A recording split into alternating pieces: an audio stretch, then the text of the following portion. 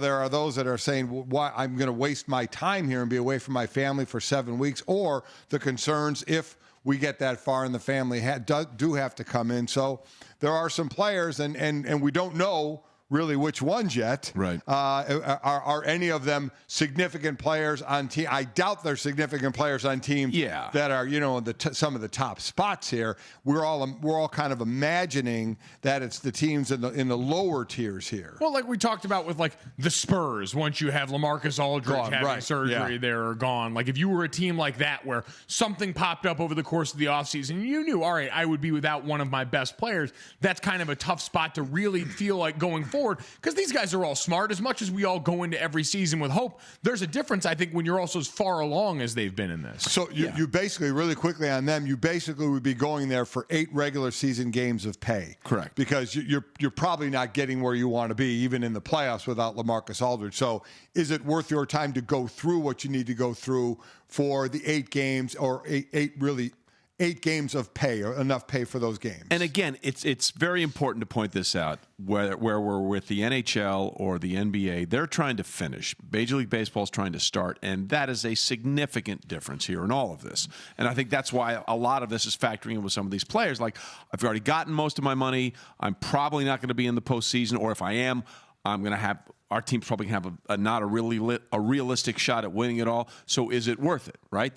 Is it worth it? Yeah, because I was trying to like put myself back in that mindset. And Dad, you'll appreciate this. Like, imagine at this point, you go midway through a season. Like, my least favorite thing about two-a-days was having to go back out and warm up for that second practice. Right. You've already got all those miles on your body. You've already done that. And now you're going to go back out. It's hot in the afternoon. You're going to warm up again. These guys have gone through most of their season already and now face the prospect of having to go back into an environment that, like training camp, is super restrictive. You're there, you're batting down. But going into training camp, at the very least, you got the hope of the season. You believe, all right, we've got all this in front of us, all that we're capable of doing, versus now a lot of these guys are going, all right, if I'm real with myself, knowing what we're going through now, we might go through that whole training camp-like environment, go through 8 games, be separated, be restricted in ways that are training camp plus, and then not have any of the payoff on the other side.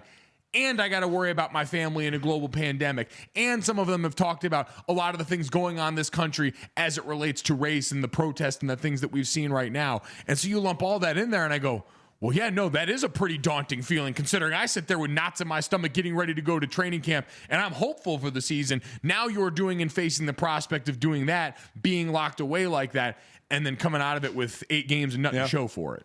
Look, you're exactly right. And what the value of that is going to change to a lot of people. And I think one thing that the NBA is doing a really decent job about all is that they're saying, look, you don't have to do this if you don't want to. But understand, as Roach points out, you don't have to. And there will be no punishment, but there will be no pay either. Right. Union and the league, have essentially agreed on a plan that if players don't want to go to Orlando, they will not have to go. They will not be punished by their teams. Now, they will also not get paid for those missed games. And if there's a player who has a medical question, perhaps is of high risk in that environment or of getting COVID and becoming ill, there'll be an independent medical process for the player to go through, and then he could possibly be excused from it. And even if he's told that he's fit to play, he can still stay home again and do so without getting paid. Well, I mean, baseball has worked out that side. If you're a high risk, you will get paid, right? And it will count toward. But again, that's starting the season. That's starting the season. So, yeah, Mike, I get exactly what you're saying. The build up, all the build up to come back to, in the back of your mind, knowing ain't really got a shot at this thing, as opposed to the buildup of a new season starting. So they may just be like, we've been off for so long. We're going to do all this to go back for 8 games and then be back out of there again. Just really not worth it at this point.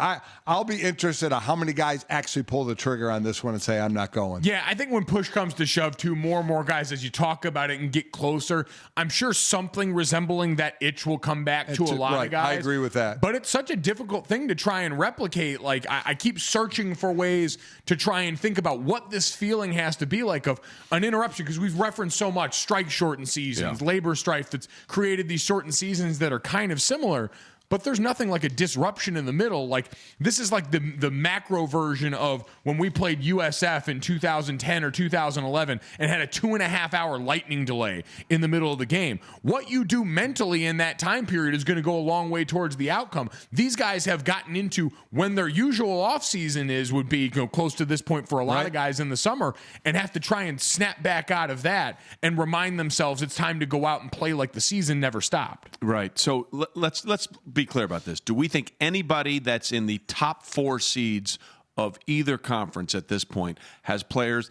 Look, if they're outlying family conditions, if there's a high medical risk, that's a separate. We're not talking about. We're not talking about those players. No, anybody. I don't think so. I don't think there's anybody on the top 4 seeds on any of these conferences, and maybe Woj will tell us different, but to me it seems like these are the guys that, maybe we have a chance, maybe we don't. Anybody that really thinks they got a chance to chase for the championship, I think those guys are going to be all in. Right? I do as well, because you're going to be playing a number of games, obviously the regular season games, and you're already in the playoffs. You're going to be playing playoff games, so I definitely think you're getting a different thought process there.